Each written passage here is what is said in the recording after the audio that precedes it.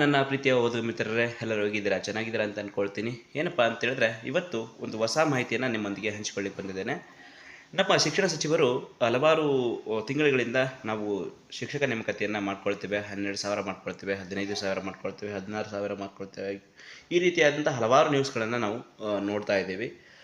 ಆ ಕುರಿತಂತೆ ನಾನಿವತ್ತು ಗೂಗಲನ್ನು ಸ್ಕ್ರೋಲ್ ಮಾಡುವಾಗ ಒಂದು ಮಾಹಿತಿ ಬಂತು.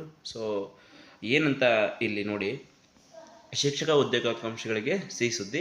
3-4 ತಿಂಗಳಲ್ಲಿ 17,000 ಶಿಕ್ಷಕರ ನೇಮಕ ಅಂತ ಹೇಳಿ ಮಧು ಬಂಗಾರಪ್ಪ ಅಂತ ಇದೆ. ಏನಿದೆ ಇದರಲ್ಲಿ ಅನ್ನೋದನ್ನು ಸ್ವಲ್ಪ ವಿಚಾರವಾಗಿ ಸವಿವರವಾಗಿ ಹೇಳ್ತೇನೆ. ಏನಾಯಿತು ಅಂದರೆ, ಇದರಲ್ಲಿ ಇದಕ್ಕಿಂತ ಮುಂಚೆ ಏನಪ್ಪ ನಿಮಗೆ ಒಂದು ಕಿವಿ ಮಾತನ್ನು ಹೇಳೋದಕ್ಕೆ ಬಯಸ್ತೀನಿ ಅಂತ ಹೇಳಿದ್ರೆ, ನಾವು ಫಾರೆಸ್ಟ್ ಗಾರ್ಡ್ ಎಕ್ಸಾಮ್ ಅಂದರೆ ರೀಸೆಂಟಾಗಿ ನಡೀತಲ್ಲ 2025 ಮೊನ್ನೆ, ಅಂದರೆ ಹೋದ ತಿಂಗಳು ನಡೀತಲ್ಲ, ಜುಲೈಯಲ್ಲಿ ನಡೀತೆ ಎಕ್ಸಾಮು, ನಿಮಗೆಲ್ಲ ಗೊತ್ತೇ ಇದೆ ಅನಿಸುತ್ತೆ.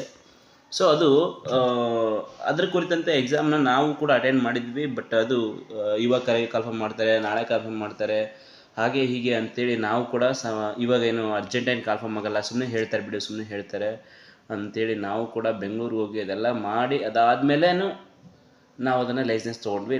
ಲೇಸಿ ಆದ್ವಿ. ಕ್ವಶನ್ ಪೇಪರ್ ಏನೋ ಈಸಿ ಇತ್ತು, ಆದರೂ ಕೂಡ ಆ ಎಕ್ಸಾಮು ತುಂಬ ಹತ್ತಿರಕ್ಕೆ ಇಟ್ಟರು. ಅಂದರೆ ಒಂದು ಎಕ್ಸಾಮ್ ಇವತ್ತು ಅಲರ್ಟ್ ಮಾಡಿದ್ರೆ 15 ದಿನ ಬಾಕಿ ಇತ್ತು. ಆ ರೀತಿಯಾಗಿ ಎಕ್ಸಾಮ್ ಅಲರ್ಟ್ ಆಯಿತು. ಸೊ ಈ ರೀತಿಯಾದಂಥ ಗಡಿಬಿಡಿ ಬೇಡ. ಸೊ ಹಾಗಾಗಿ ಮುಂದೆ ತಯಾರಿ ಮಾಡಿಕೊಂಡ್ರೆ ತುಂಬ ಒಳ್ಳೆಯದಾಗಿರುತ್ತೆ, ನಮಗೂ ತುಂಬ ಹೆಲ್ಪ್ಫುಲ್ ಆಗಿರುತ್ತೆ ಅಂತೇಳಿ ಒಂದು ಕಿವಿ ಮಾತನ್ನು ಹೇಳಿಕ್ಕೆ ಬಯಸ್ತೇನೆ. ಹಾಗಾಗಿ 3-4 ತಿಂಗಳಲ್ಲಿ 17,000 ಶಿಕ್ಷಕ ನೇಮಕಾತಿ ಅಂತ ಅವರೇನು ಹೇಳಿದ್ದಾರೆ, ಇದು 3-4 ತಿಂಗಳಿಗೆ ಆದರೂ ಆಗ್ಬೋದು, ಅಥವಾ 5-6 ತಿಂಗಳಿಗೂ ಆದರೂ ಆಗ್ಬೋದು.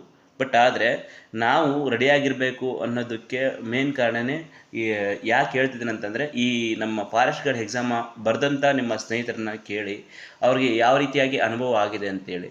ಅಂದರೆ 3-4 ವರ್ಷಗಳ ಕಾಲ ಎಕ್ಸಾಮ್ ಆಗಿರಲಿಲ್ಲ, ಅದು ಇನ್ನೂ ಲೇಟ್ ಆಗ್ಬೋದು ಅಂತೇಳಿ ತಾತ್ಸಾರ ಮಾಡಿದರು. ಆದರೂ ಕೂಡ ಅದು ಎಕ್ಸಾಮ್ ಇವತ್ತು ರಿಸಲ್ಟ್ ಬಿಟ್ಟು ಇವತ್ತು ಅನೌನ್ಸ್ ಮಾಡಿದ್ರು, ಇನ್ನು 15 ದಿನ ಎಕ್ಸಾಮ್ ಐತೆ ಅಂತೇಳಿ. ಹಾಗಾಗಿ ಅಷ್ಟು ಗಡಿಬಿಡಿಯಲ್ಲಿ ಎಕ್ಸಾಮ್ ನಡೆದೋಯ್ತು. ಕೆಲವರು ಡಿಗ್ರಿ ಓದ್ತಾ ಇದ್ದಾರೆ ನನ್ನ ಸ್ನೇಹಿತರು, ಅವರಿಗೆ ಸರಿಯಾಗಿ ಎಕ್ಸಾಮ್ ಬರೀಲಿಕ್ಕೆ ಆಗಲಿಲ್ಲ. ಸೊ ಹಾಗಾಗಿ ತುಂಬ ಗಡಿಬಿಡಿ ಆಯಿತು. ಸೊ ಹಾಗಾಗಿ ನೀವು ಕೂಡ ಸರಿಯಾದ ತಯಾರಿ ಮಾಡ್ಕೊಳ್ಳಿ ಅಂತ ಹೇಳ್ತಾ, ಇದರಲ್ಲಿ ಏನೇನು ನ್ಯೂಸ್ ಇದೆ ನೋಡಿ, ಸರಿ ಕ್ಲಿಕ್ ಮಾಡಿ ತೋರಿಸ್ತೇನೆ. ಶಾಲಾ ಶಿಕ್ಷಣ ಮತ್ತು ಸಾಕ್ಷರತಾ ಸಚಿವ ಮಧು ಬಂಗಾರಪ್ಪ ಅವರು, ರಾಜ್ಯದಲ್ಲಿ ಒಳ ಮೀಸಲಾತಿ ಜಾರಿಯಾದ ತಕ್ಷಣವೇ 17,000 ಶಿಕ್ಷಕರ ನೇಮಕಾತಿಗೆ ಕ್ರಮ ಕೈಗೊಳ್ಳಲಾಗುವುದು ಎಂದು ತಿಳಿಸಿದ್ದಾರೆ. ಇದು ಆಗಲೇ ಹಳೆ ನ್ಯೂಸ್ ಅಂತ ನೀವು ಅಂದ್ಕೊಂಡಿರ್ಬೋದು. ಬಟ್ ಇದನ್ನು ನಮ್ಮ ಚಿತ್ರದುರ್ಗ ಜಿಲ್ಲೆಯಲ್ಲಿ ಒಂದು ಸ್ಕೂಲನ್ನು 100 ವರ್ಷ ಶತಮಾನ ಪೂರೈಸಿದ ಒಂದು ಶಾಲೆಯಲ್ಲಿ ಮತ್ತೆ ಒಂದು ರೂಮನ್ನು ಪ್ರಾರಂಭ ಮಾಡಲಿಕ್ಕೆ ಬಂದಂಥ ಸಂದರ್ಭದಲ್ಲಿ ಆವಾಗ ನೀಡಿರ್ತಕ್ಕಂಥ ಹೇಳಿಕೆ, ಅಂದರೆ 2 ದಿನ ಹಿಂದೆ ಅನಿಸುತ್ತೆ ಅಷ್ಟೇ. ಸೊ ಆವಾಗ ಹೇಳಿರ್ತಕ್ಕಂಥ ಹೇಳಿಕೆ. ಹಾಗೆ ಇದ್ರ ಮುಂದೆ ಹೇಳಿದ್ದಾರೆ 500 KPSC ಶಾಲೆಗಳನ್ನು ಕೂಡ ನಮ್ಮ ಕರ್ನಾಟಕದಲ್ಲಿ ತೆರಿತೇವೆ ಅಂತೇಳಿ. ಈಗ ನಮ್ಮ ಕರ್ನಾಟಕದಲ್ಲಿ ಒಟ್ಟಾರೆಯಾಗಿ 307 KPSC ಶಾಲೆಗಳು ಇದ್ದಾವೆ. ಹಾಗೂ ಹೆಚ್ಚಾರಿಯಾಗಿ ಅಂದರೆ ಈ ವರ್ಷ 2025 ನಾವು ಇನ್ನೂ 500 ಶಾಲೆಗಳನ್ನು ತೆರಿತೀವಿ ಅಂತ ಹೇಳಿದ್ದಾರೆ, ಓಪನ್ ಮಾಡ್ತೀವಿ ಅಂತ ಹೇಳಿದ್ದಾರೆ. ಸೊ ಅದು ಆಗುತ್ತೋ ಇಲ್ಲ ಅಂತ ಗೊತ್ತಿಲ್ಲ. ಬಟ್ 17,000 ಶಿಕ್ಷಕರ ನೇಮಕಾತಿಗಂತೂ ಮಾಡ್ತಾ ಇದ್ದಾರೆ. ಅದು ಒಂದು ಇಲ್ಲಂತೂ ಹೇಳಿದ್ದಾರೆ 17,000 ಅಂತೇಳಿ. ಬಟ್ ಅದು ನಂಬರಲ್ಲಿ ವೇರಿಯೇಷನ್ ಆಗ್ಬೋದು, ಒಟ್ಟು ಕನ್ಫರ್ಮ್ ಅಂತೂ ಆಗೇ ಆಗುತ್ತೆ.